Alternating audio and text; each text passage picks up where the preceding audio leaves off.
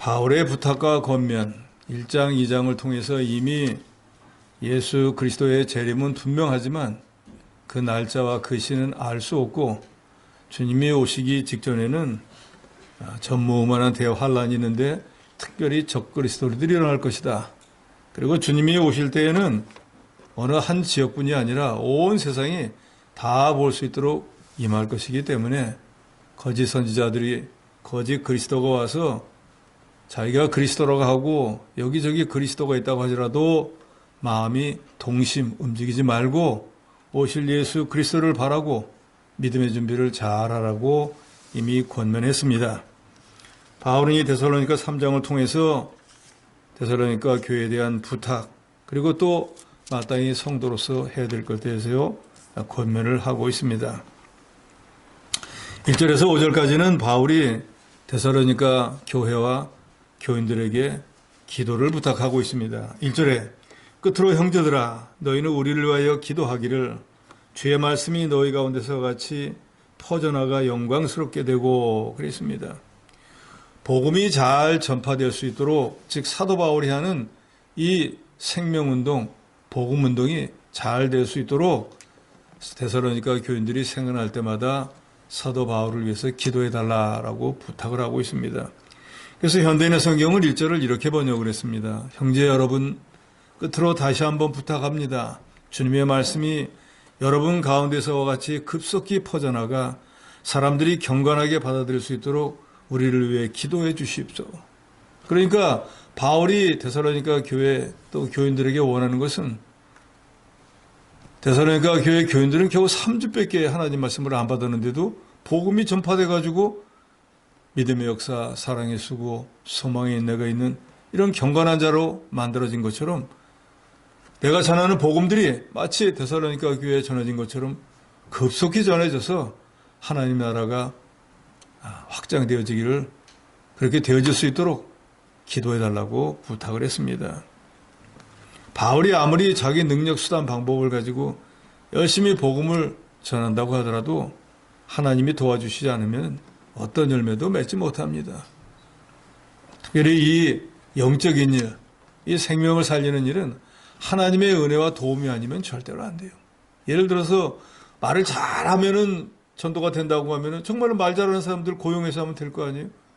그러나 구원을 받기로 예정되어 있는 사람들만 구원받는 것이지 말을 잘한다고 해서 되어지는 일이 아닙니다.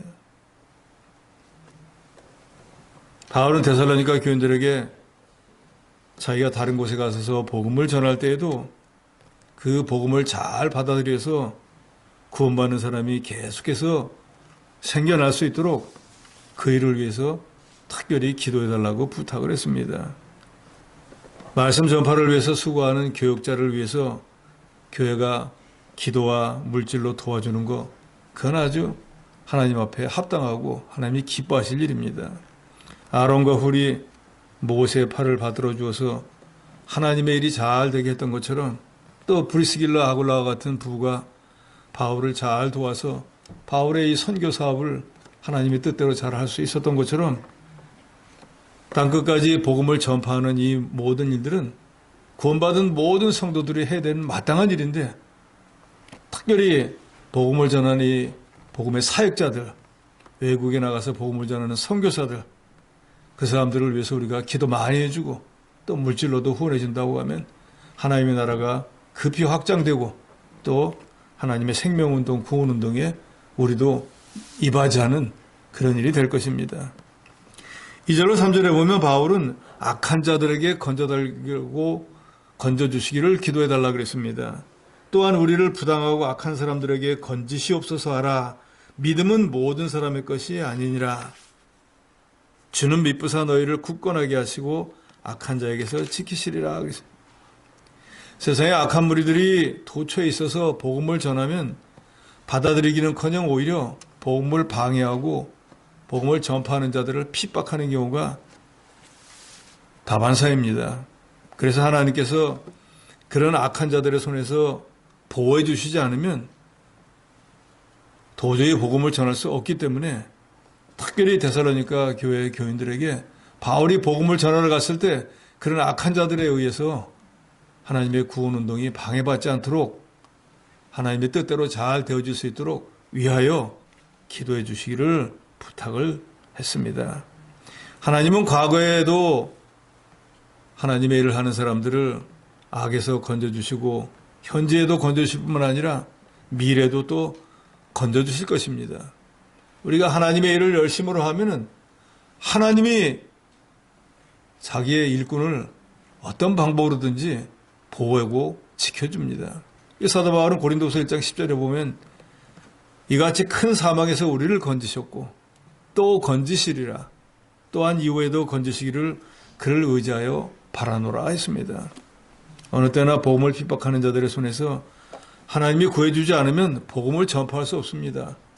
그러니까 에레미야 선지자를 하나님의 일꾼으로 삼았을 때 하나님이 말씀하지 않습니까? 나는 어린아이라 말도 할 줄 모르고 하나님의 일을 제가 어떻게 하겠습니까? 하니까 어린아이라고 하지 말고 내가 전하라고 하는 말을 전하고 가라고 하는 곳에 가라. 그러면 내가 쇠기둥 노선벽같이 너를 만들어서 아무도 너를 해하지 못하도록 해주겠다. 하더니 결국 그 말대로 40년이 넘도록 이스라엘 백성들에게 갖고 하나님의 말씀을 전해서 뺨을 맞기도 하고 구덩이에 빠져 죽을 위기를 당하기도 하고 자기 동족에 의해서 배신자 소리를 듣고 여러 가지 죽을 위기에 당했지만 여전히 하나님께서 예레미야를 붙잡고 하나님이 정한 모든 일들을 행할 때까지는 지키고 보호해 주셨습니다. 우리는 누가 택함받은 자인지 모르기 때문에 모든 사람에게 복음을 전해야 합니다. 그렇지만 이 복음을 전하는 일이 그렇게 사람의 생각처럼 쉽지는 않습니다. 왜? 방해하는 자들이 많기 때문에. 그냥 우리가 다른 사람에게 손해 안 주고 경건하게 살려고만 해도 핍박이 많은데 가서 안 믿겠다는 사람을 믿으라고 하니까 이건 더 큰 핍박이 있을 수밖에 없는 것입니다. 그래서 바울이 당연히 이방에 복음을 전하는 사도로 부름을 받았지만 데살로니가 교인들이 위에서 생각날 때마다 기도해 줄 것을 부탁을 했습니다. 4절에서 5절에서는 주께서 너희 마음을 인도해 주시도록 기도하라 했습니다. 4절에 보면 너희에 대하여는 우리가 명한 것을 너희가 행하고 또 행할 줄 우리가 주 안에서 확신하노니 주께서 너희 마음을 인도하여 하나님의 사랑과 그리스도의 은혜에 들어가기를 원하노라 그랬습니다. 미쁘시다라는 말은 신실하다, 약속을 지키신다라는 뜻입니다. 그러니까 하나님은 신실하시고 약속을 지키기 때문에 너희를 굳건하게 하시고 악한 자에게서 분명히 지켜주실 것이라는 거예요. 그런데 우리 믿는 성도들이 분명히 알아야 되는 한 가지는 하나님이 예수 믿는 성도라고 해서 무조건 악한 자에서 지켜주고 보호해주는 게 아니라 그 말이에요. 나는 악을 행하고 우상을 섬기고 주의를 안 지키는데 하나님이 그 사람을 지키고 보호해준다 그러면 악인을 양성하는 게 되잖아요. 그러니까 그럴 경우에는 하나님이 심판하신다니까요. 그러나 우리가 주를 위해서 복음을 위해서 하나님의 구원운동을 위해서 일할 때 그 사람은 하나님이 어떤 모양으로든 지키고 보호해준다는 거예요.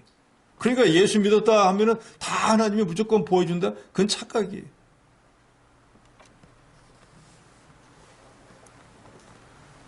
데살로니가 교회는 사도 바울이 가르친 하나님의 말씀을 그대로 믿고 행하는 교회였었고 또 바울의 교훈을 이미 행하고 있었기 때문에 앞으로도 잘 행할 것을 바울이 확신했습니다. 진리는 사모하는 자에게 주어야 받게 되고 진리도 순종하는 자에게 주어야지 잘 받아서 순종할 수 있습니다. 거기 2절 하반절에 보면 믿음은 모든 사람의 것이 아니니라 그랬습니다. 그렇습니다. 믿음은 모든 사람의 것이 아닙니다. 예수 믿는다고 해서 얼마 시간이 지나고 나면 다 믿음이 생기는 거 아니라 그 말이에요. 근본적으로 믿음은 하나님의 선물이라 그랬어요. 그러면 선물이라고 하는 건 어떤 겁니까? 주인이 누구에게 줄 때 대가를 받지 않고 주는 거예요. 자기 마음대로 주는 거예요. 그러잖아요? 그러니까 어떤 사람이 선물을 줄 때 A라고 하는 사람에는 1,000원짜리를 줄 수도 있고 B라고 하는 사람에는 10,000원짜리를 줄 수 있는 거예요.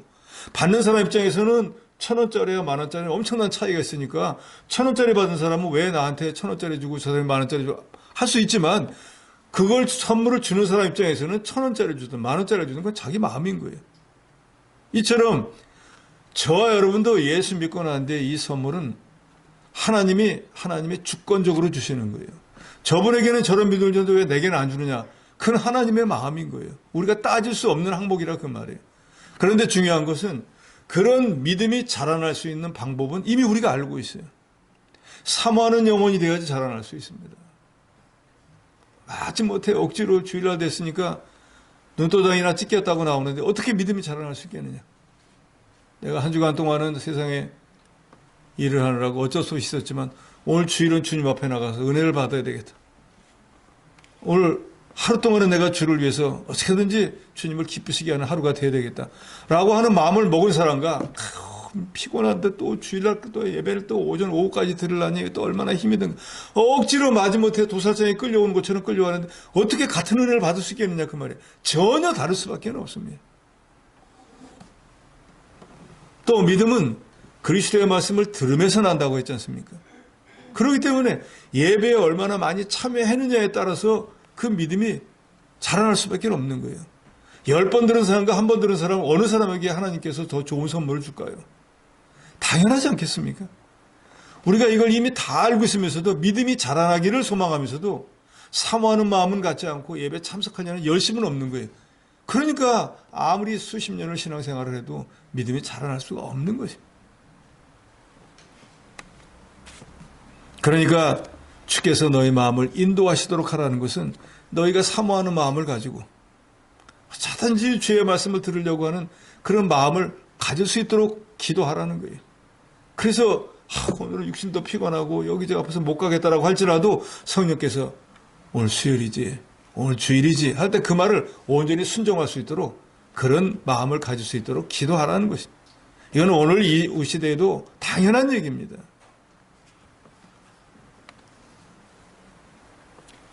산심하거나 마음이 흩어지거나 또는 육신의 욕심을 따라서 성령의 인도정을 받지 못하면 믿는 일 제대로 하지 못합니다. 그러면 믿음도 결국 자라나지 못합니다. 그러면서 자기가 믿음이 자라나기 위해서 힘쓰지는 않으면서 핑계같이 믿음은 모든 사람의 거 아니니까 나는 하나님 믿음 안 주게 했나 보지. 이렇게 아닐 줄을 생각해서는 안 됩니다. 할 수 있는 데까지 열심히 했는데도 안 자라나면 문제이지만 하지도 않고 믿음이 자라나지 않았다고 하는 것은 그건 게으른 거예요. 바울은 그래서 이 세 가지를 자기가 복음이 전하는 일, 복음을 전하다가 어려운 일을 만나지 않도록 또 주께서 사도 바울의 마음도 말할 것도 없거니와 데살로니가 교회 교인들의 마음도 선한 길로 인도해 주셔서 믿음의 선한 싸움을 잘 써주게 해달라고 기도했습니다.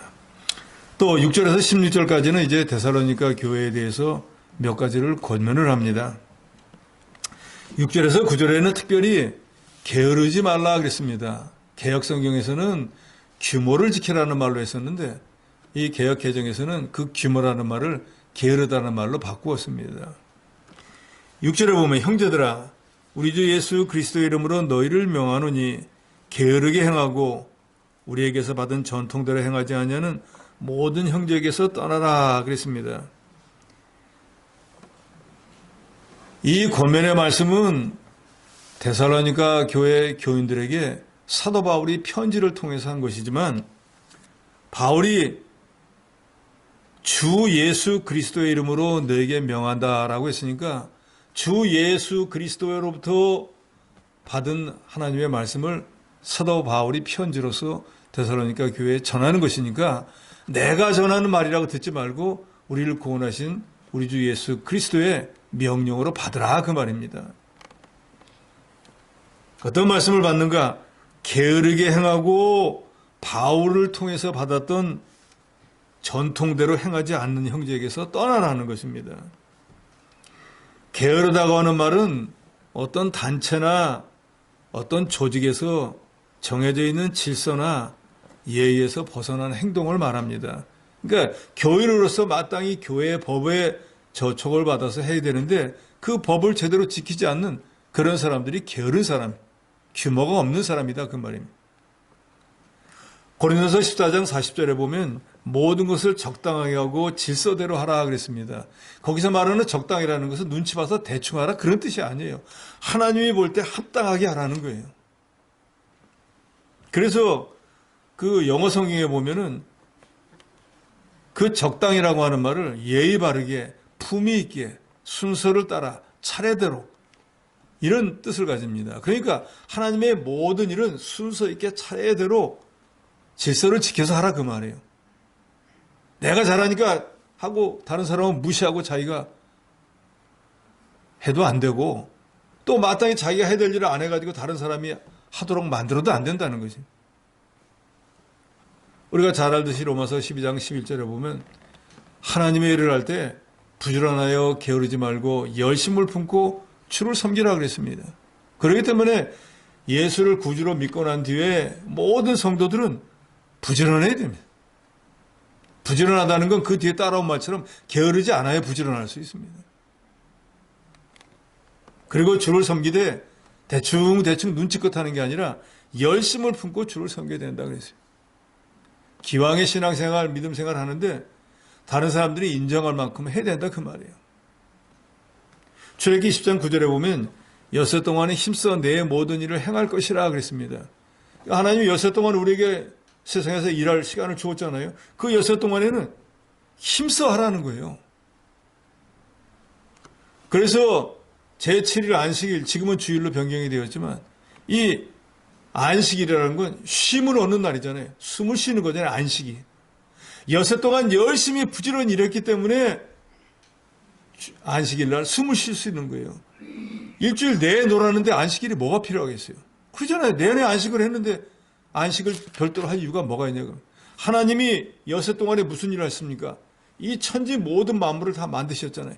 그리고 제7일은 쉬시면서 세상 모든 만물에게도 너희를 본받아서 나를 본받아서 너희들 여섯 동안은 너희에게 맡긴 일을 여섯 동안 세상에 열심히 하고 제7일 안식일, 주일은 안식하라는 거예요. 그러니까 우리가 주일을 지키는 것은 하나님이 창조하신 모든 것을 그대로 본받는 거예요.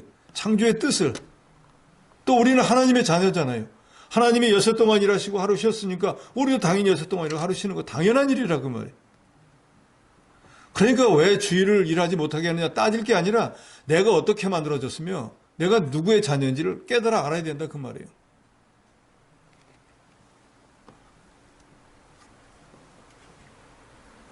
부지런히 일하지 않고 게으르면은 하나님이 주시는 여러 가지 은혜와 복, 은사를 받지 못합니다. 또 설령 주었다고 할지라도 게으름 피우고 하지 않으면 하나님께서 더 잘하는 사람에게 그거 주어버립니다.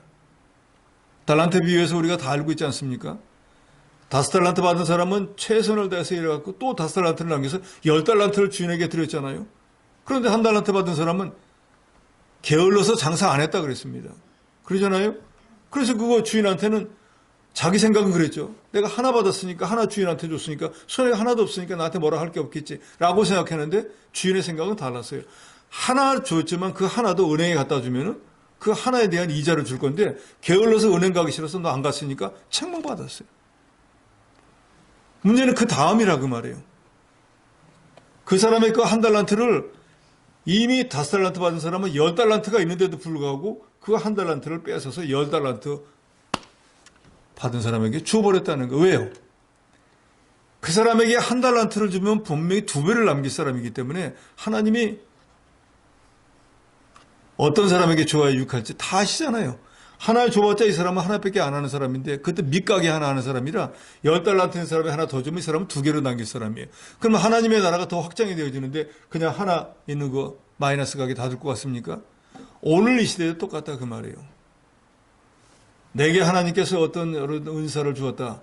그 은사 뭐 내가 하기 싫은데 난 하기 싫어 하고 게으르고 일하지 않으면 내내 그 은사가 그 사람에게 머무는 것이 아니라 그 은사를 가지고 더 하나님의 나라를 확장하고 하나님께 영광을 돌릴 수 있는 더 일 잘하는 사람에게 하나님이 그걸 주어버린다는 거예요.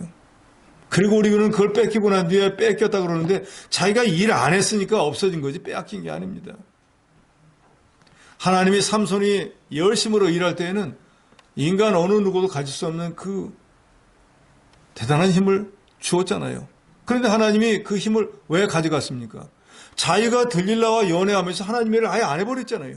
근데 그 사람에게 그 힘이 뭐가 필요하겠어요? 연애하는데 그 나라를 지키기 위해서 필요한 그 힘이 필요가 없잖아요. 그냥 인간적인 자기 지탱할 수 있는 힘만 있으면 되지. 그러니까 하나님이 인간적인 힘 외에 하나님의 일을 할 수 있는 그 힘은 가져가 버렸다 그 말이에요. 그리고도 자기가 나중에 블레 사람들이 오니까 내가 떨치고 나가리라? 뭘 떨쳐요? 오히려 포로로 붙잡혀서 불쌍한 사람이 돼버렸잖아요.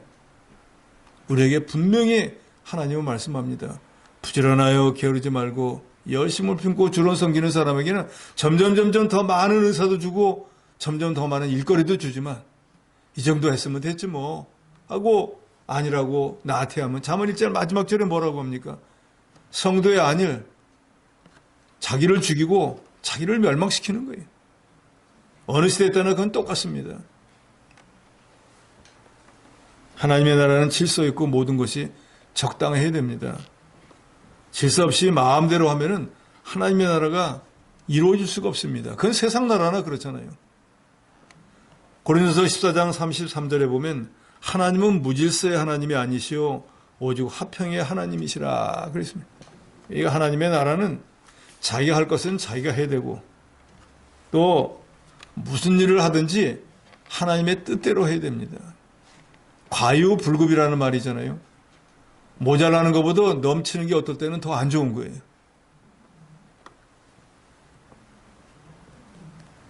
가지고 있는 은사라고 해서 그것을 너무 무질서하게 행하면 오히려 행하지 않는 것만도 못할 수도 있습니다. 유다의 초기에는 훌륭한 왕이었던 우시아는 하나님으로부터 여러 가지 지혜를 받아가지고 그 당시 다른 나라들은 가지도 못했던 무기를 발명하기도 하고 해서 아주 유다 나라를 강성하게 만들었거든요. 이게 하나님이 선물로 준 거예요. 그런데 왕으로서 그 일만 열심히 잘했으면 되는데 자기가 할 수 있는 왕으로서 모두 할 수 있는 거 다 하고 나니까 자기가 할 수 없는 게 한 가지 있는데 보니까 제사장이 분양하는 거예요. 나 이것도 내가 하고 싶다. 모든 일을 다 자기가 하고 싶다고 했어요. 그러니까 제사장이 이건 왕이 할 바가 아니니까 하지 말라고 분명히 제어를 했는데도 불구하고 밀치고 자기가 하려고 하다가 문둥병이 들어가지고 남은 인생은 말만 왕이었지 자기 아들이 섭정을 하고 자기는 별궁에 가서 거하다가 세상 떠나고 말하지 않습니까? 왕이 굳이 제사장이 해야 될 일을 할 이유가 뭐가 있겠어요? 괜한 욕심을 내다가 자기 인생만 불쌍하게 돼버리고 말하지 않습니까? 이런 걸 통해서 볼 때 우리도 집사는 집사도로 맡은 일을 해야 되고 또 장로나 목사님은 또 거기에 합당한 일을 해야지 그게 순서가 바뀌어도 또 마땅히 해야 될 일을 안 하도 또 장로 목사가 해야 될 일을 집사가 하는 것도 문제라 그 말이에요. 모든 것들이 다 자기가 주어진 범위 내에서 해야지 그게 하나님 앞에 합당하다는 것을 말하고 있습니다.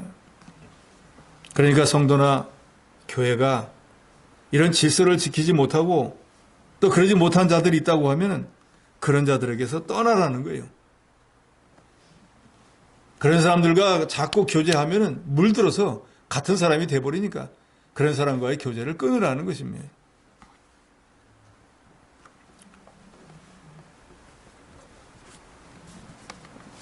그래서 바울은 7절에 말합니다. 어떻게 우리를 본받아야 할지를 너희가 스스로 아나니 우리가 너희 가운데서 무질서하게 행하지 아니하며 누구에게서든지 음식을 값없이 먹지 않고 오직 수고하고 애써 주야라 이러면 너희 아무에게도 폐를 끼치지 아니하렴이라 그랬습니다. 그래서 바울은 특별히 이 하나님의 일을 하면서 마땅히 일하는 소가 주인이 먹을 걸 줘야 마땅한 것이고 또 사도 바울처럼 하나님의 일을 하고 교회에서 주관해서 성도들의 영혼을 살려나가는 일을 하면 그 교회가 사도 바울을 공개하는 게 지극히 당연했지만 어떤 교회는 여러 가지 형편이 어려울 때는 바울이 자기가 직접 일해가지고 사례비를 받지 않고 일한 적도 있었습니다. 또 어떤 경우에는 받기도 했습니다. 바울은 그걸 말합니다. 우리가 이와 같이 노를 끼치지 않고 교회에 손해를 주지 않으려고 부단히 애쓴 거 너희들이 보니까 너희들도 할 수만 있으면 그렇게 하라는 거예요. 그러니까 오늘 이 시대에 우리도 저도 목사이지만 여기 계신 여러분들도 그걸 알아야 돼요. 교회 돈은 공짜인 줄 알고 쓰는 사람들이 너무 많습니다. 집에서 아끼는 것처럼 교회도 아껴야 돼요. 성도들의 공통 어떤 소용을 위해서 쓰는 거는 아끼지 말아야 되겠지만 자기 개인적으로 교회에서 어떤 물품이나 어떤 것을 마음대로 쓰는 사람들 그건 잘못됐습니다. 집에서는 아끼고 교회에서는 막 쓰면 안 되겠죠. 반대로 돼야 되지. 누구에서든지 음식을 값없이 먹지 않고 있다는 건 대가를 항상 치렀다 그 말입니다. 인터넷에 보면 그 먹방하는 사람들이 있는데 이제 유명한 사람들이 가면은 그 주인이 광고하려고 해가지고 그냥 음식값을 안 받는 사람들이 많더라고요. 그런데 제대로 된 그 먹방하는 사람들은 꼭 돈을 내더라고요. 주인이 주는 거는 감사한데 돈은 내고 서비스를 더 주면 그거는 먹는 그게 합당한 것 같아요. 내가 이거 하네 하면은 광고 하네 하면 당연히 공짜로 줄 줄 가서 하는 그런 사람들도 있거든요. 바울은 사도의 권세를 사용할 수도 있었고 교회나 신자들에게서 생활비를 받을 권리도 있었지만 자기 손으로 일을 하면서 하나님의 일을 했습니다. 그래서 바울은 그를 성경에서 이렇게 말하지 그게 내가 나중에 하나님의 받을 상급이다. 그 목적은 어려운 신자들에게 누를 끼치지 않기 위함이고 또 오늘 본문에도 말한 것처럼 이 신자들의 모범을 보이기 위해서 하나님의 일은 이렇게 해야 된다. 하나님의 일을 한다고 해서 무조건 대접을 받고 사례를 받을 것이 아니고 받을 수 있는 형편은 그렇지만 그렇지 않을 경우에는 내가 이래서라도 하나님의 일을 해야 된다. 모든 성도들도 그와 같은 마음을 가지면 하나님의 교회가 더욱 잘 될 것입니다. 10절에 9절에요. 우리에게 권리가 없는 것이 아니요 오직 스스로 너에게 본을 보여 우리를 본받게 하려 함이라. 바울이 사도로서 여러 가지를 받을 권리가 있음에도 성도들에게 본을 보이기 위해서 받지 않았다는 것을 말하고 있습니다. 10절에 우리가 너희와 함께 있을 때에도 너에게 명하기를 누구든지 일하기 싫어하거든 먹지도 말게 하라 하였더니 우리가 들은즉 너희 가운데 게으르게 행하여 도무지 일하지 아니하고 일을 만들기만 하는 자들이 있다라 그랬습니다. 바울은 일하기 싫거든 먹지도 말라 그랬습니다. 아담의 후손되는 우리 모든 사람들에게 하나님께서 주신 절대적 진리가 바로 이것입니다. 창세기 3장 19절에 보면 내가 흙으로 돌아갈 때까지 얼굴에 땀을 흘려야 먹을 것을 먹으리니 그랬습니다. 그러니까 우리가 이 세상에 나와서 세상 떠날 때까지 땀을 흘려야지만 육신에 먹을 것이 생긴다는 거예요.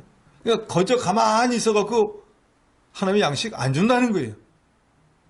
그러니까 이 세상에 나오고 난 뒤에 하나님 앞에 갈 때까지 누구든지 일해야 될 사명이 있는 거예요. 책임이 있다 그 말이에요. 그러니까 일하기 싫어하는 사람은 먹을 권리도 없다는 것을 바울이 이 창세기의 말씀을 인용해서 하는 거예요. 잠언 18장 9절에도 보면 자기의 일을 게을리하는 자는 패가 하는 자의 형제라 그랬습니다. 패가 집안이 망하는 자의 친구다 그 말이에요. 그러니까 자기 일을 게을리하면 망할 수밖에 없다는 걸 말하잖아요. 문제는 데살로니가 교회에 게으르게 행하면서 일하지 않고 먹으려고 하는 사람들이 여럿 있어서 다른 사람들을 불편하게 하고 그것이 문제가 되었다는 거예요. 그러잖아요. 데살로니가 교회가 불과 바울로 하나님의 말씀을 배운 지가 얼마 되지도 않는데 다른 교회가 부러울 만큼 믿음의 역사도 있었고 사랑의 수고도 있고 소망의 인내도 있었는데 이 세 가지가 일어나려면 보통 열심히 있어서는 안 되는 일이에요.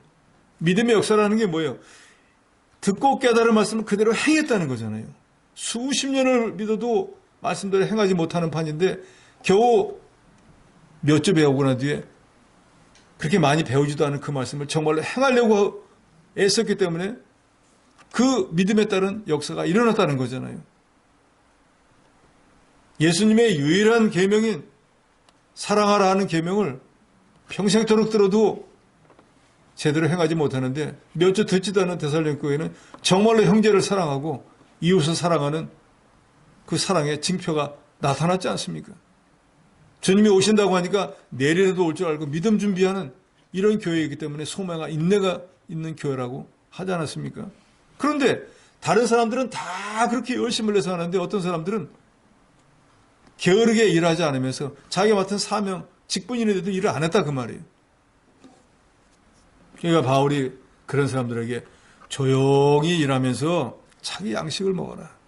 일을 해야 양식을 먹을 거 아니냐. 조용히 자기 맡은 사명, 자기 직분을 잘 감당하면서 자기 양식, 여기서 말하는 양식은 영의 양식, 육의 양식을 먹어라 그 말이에요.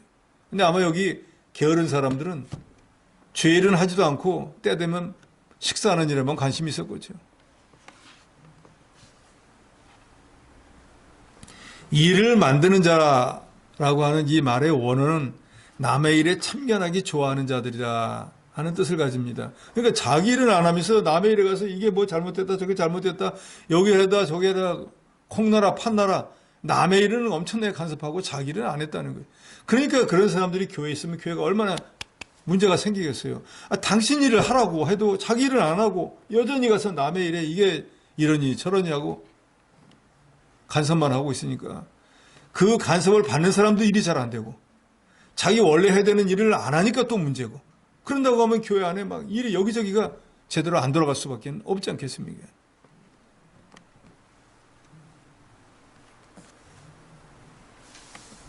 그런데 여기 왜 이 사람들은 게으르면서 일을 하지 않았을까?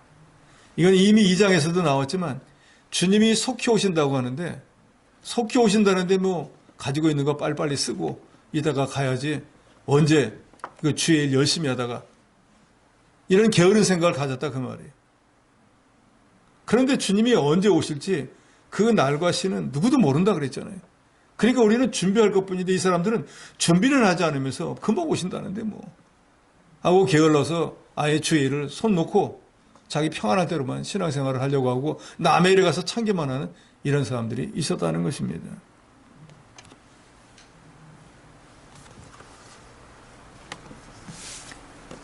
그러니까 그런 사람들은 조용히 일하여 자기 양식을 먹으라 하고 바울이 권면했습니다. 내쫓아라 하지는 않았어요. 이 편지를 통해서 깨달으라는 거죠.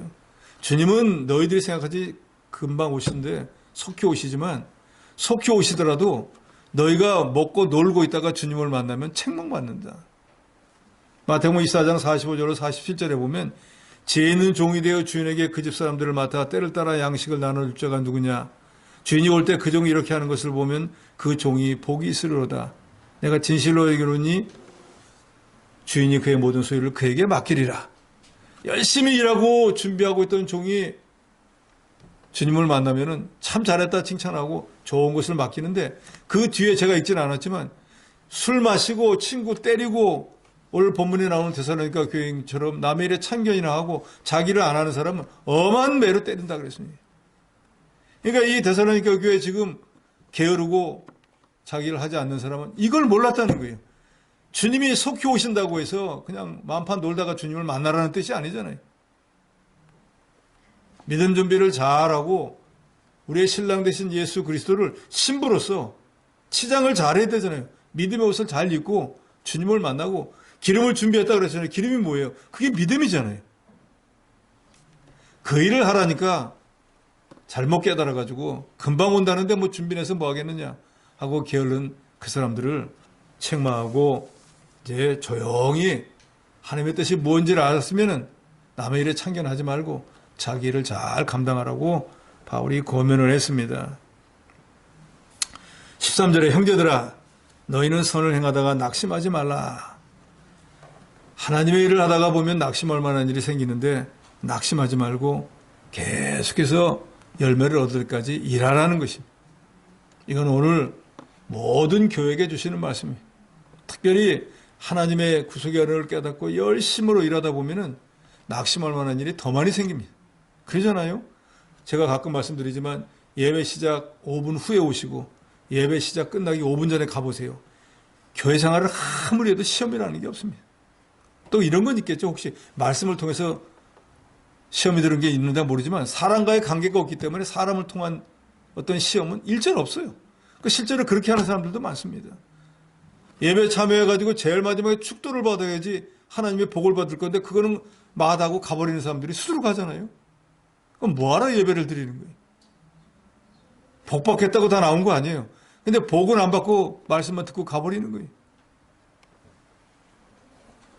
갈라디아서 6장 9절에도 우리가 선을 행하되 낙심하지 말지니 포기하지 아니하면 때가 이름에 거두리라 그랬습니다. 우리가 죄를 하다가 보면, 앞장서서 하다가 보면은 분명히 실족할 만한 일, 시험될 만한 일이 누구나 다 있습니다. 근데 낙심하지도 말고 포기하지도 말면은 끝까지 가다 보면은 거둘 날이 도래한다는 거예요.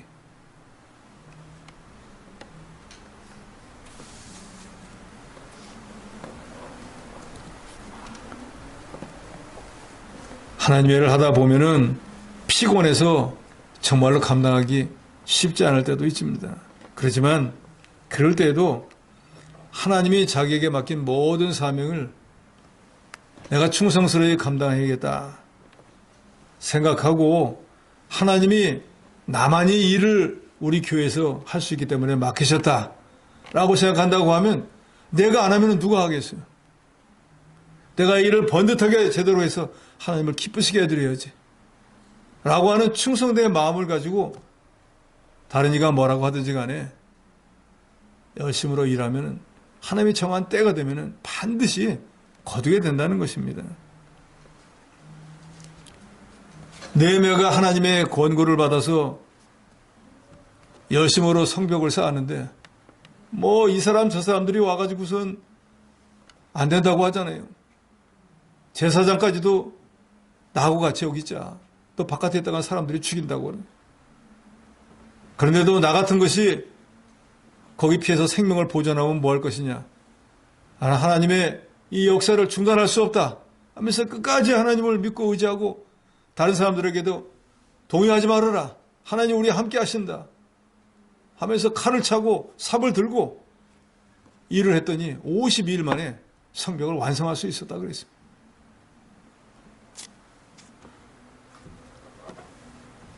저도 마찬가지, 여러분도 마찬가지. 하나님의 일을 할 때 어떤 사람은 물 주는 일로, 어떤 사람은 씨 뿌리는 일로, 어떤 사람은 밥 가꾸는 일로 모두 하나님의 이 일에 이런 저런 모양으로 쓰임받는 거예요. 그러나 거기에 심겨진 그 씨가 어떻게 자라나고 어떻게 열매를 맺은가는 내가 물을 줬기 때문에, 내가 가꾸었기 때문에, 내가 씨를 뿌렸기 때문이 아니에요. 씨를 뿌린 사람은 뿌린 것으로 끝이고 물 준 사람은 물 준 것으로 끝이고 그것을 자라나게 하고 열매를 얻게 하는 건 오직 하나님의 손에 달린 거예요. 그런데 우리는 뭔가 열매가 맺으면 내가 씨 뿌렸다고, 내가 열매 맺도록 내가 물 줬다고 자기가 다 했다 그러는 거예요. 그러나 실제로 열매가 맺힌 것은 하나님이 하신 것이지 우리는 거기서 하나님이 그 열매를 맺도록 하는 일이 10가지라고 하면 거기서 한 가지씩 한 것밖에 10가지를 해야 되는데 한 가지 가지고 어떻게 자라나겠어요. 10가지가 다 합해졌으니까 된 거지. 그러니까 저도 여러분도 이 말씀을 들을 때 하나님의 교회에 무슨 일이 되어질 때 내가 했다 생각하지 마세요. 저도 마찬가지, 여러분도 마찬가지. 그저 하나님이 맡긴 몇 가지 일 가운데 한 가지를 한 것뿐이에요. 그래서 그 일에 대한 것은 고린도서에 분명히 말하죠. 씨를 뿌린 사람은 씨 뿌린 것에 대한 하나님의 상이 있을 거예요. 물 준 사람은 물 준 것에 대한 상이 있을 거라니까요. 그런데 자기가 물 한 번 준 걸 가지고 내가 자라내겠다고 내 거라고 주장하면 그건 어불성설 아니겠습니까? 선을 행하다가 하나님의 일을 하다가 여러 가지 난관에 부닥친다고 할지라도 바울은 말합니다. 낙심하지 말고 하나님이 함께 하심을 믿고 끝까지 잘 참고 열매를 거둘 때까지 성실하게 일하라 하고 권면하고 있습니다. 그러면서 14절에 누가 이 편지에 한 우리말을 순종하지 않냐거든. 즉 바울이 이 편지를 통해서 권면한 여러 가지 말들을 나는 그런 말 안 들을 거야, 안 지킬 거야 라고 하면 그 사람을 지목하여 사귀지도 말고 그러하여금 부끄럽게 하라. 하나님의 종이 하나님의 말씀을 받아서 우리에게 권면했는데 왜 그 말씀을 안 듣는 거야? 하고 부끄럽게 하라는 거예요. 스승님이 편지를 보냈으면 당연히 우리 제자가 그 말씀대로 순종해야지. 왜 거역하는 거야? 하고 권면하고 부끄럽게 해서 그 말은 그런 사람도 같이 하나님의 일에 협력하고 하나님의 교회를 세워나가는 일에 동참시키라 그 말이죠. 그래서 15절에 이렇게 말하죠. 그러나 원수와 같이 생각하지 말고 형제같이 권면해라. 잘못 생각하는 형제들이 있을 때 이런 사람만 없으면 되겠다라고 내쫓아버릴 것이 아니고 그 사람들은 아예 왕따시키지 말고 잘 권면하라는 거예요. 왜 이 편지를 우리에게 보냈겠어? 우리가 잘못 깨달아서 우리가 바로 하지 못하니까 그 멀리서도 우리 영혼을 위해서 이 편지를 보내고 우리에게 권면하고 교훈하는 거 아니겠어? 우리 스승님을 위해서도 하나님을 위해서도 우리가 이 말씀을 잘 순종해서 우리가 잘 만들어지고 우리가 믿음이 진보하면 하나님이 기뻐하시고 우리를 지도했던 스승이 기뻐하지 않겠어? 라고 잘 권면해서 우리가 지금까지도 우리 믿음대로 행함으로 인해서 믿음의 역사와 사랑의 수고, 소망의 인내가 있는 교회였는데 우리가 잠시 여러 가지 분란 때문에 그것이 좀 지체되었지만 이제 다시 열심을 내어서 우리가 이 일을 잘 이뤄나가므로 이제 분명히 오시기로 예정되는 우리 주 예수 그리스도 오셨을 때 우리가 다 같이 칭찬받고 상급받는 자들이 되지 않겠는가? 라고 원수같이 생각하지 말고 형제같이 잘 권면해서 이 일을 잘 감당해 나가라 그랬습니다. 그래서 바울은 16절에서 18절에는 이제 축복하고 데살로니가 교회의 모든 교인들에게 마지막 인사를 합니다. 평강의 주께서 친히 때마다 일마다 너에게 평강 주시고 주께서 너희 모든 사람과 함께 하시기를 원하노라. 우리 믿는 사람들의 소원이 바로 이런 거죠. 항상 우리가 평안을 누리고 살고 우리가 하나님이 함께 하셔서 하나님의 인도와 보호하심을 받는 자가 되는 거, 이 얼마나 감사한 일이겠습니까? 나 바울은 친필로 문하노니 이런 편지마다 표시로서 이렇게 쓰노라. 그러니까 이 편지를 바울이 친필로 썼다는 것을 말하면서 제일 마지막 절 18절 말씀 다 같이 씁니다. 18절입니다. 시작. 우리 주 예수 그리스도의 은혜가 너희 무리에게 있을지어다. 우리 모든 성도들에게 우리 주 예수 그리스도 하나님의 은혜가 늘 임해야 돼. 우리가 이를 위해서 기도해야 돼. 바울은 이 데살로니가 후서 3장을 통해서 데살로니가 교회 교인들이 자기의 복음 전하는 사역을 위해서 악한 자를 만나지 않기 위해서 자기의 믿음이 진보되는 일 위해서 기도해 줄 것을 부탁하고 또 데살로니가 교회 교인들에게는 게으르지 말고 부지런히 하나님의 일을 하되 혹여나 낙심할 만한 일이 생겨도 포기하지 말고 열매를 맺을 때까지 끝까지 열심히 일해서 이제 속히 오시기로 예정되어 있는 주님 앞에 나타났을 때 칭찬과 상급과 존귀와 영광을 받는 사람이 될 것을 권면했는데 이 시대에 우리 교회도 주신 말씀으로 믿고 우리도 선한 싸움 믿음 잘 지켜나가는 저 여러분이 되어야 되겠습니다.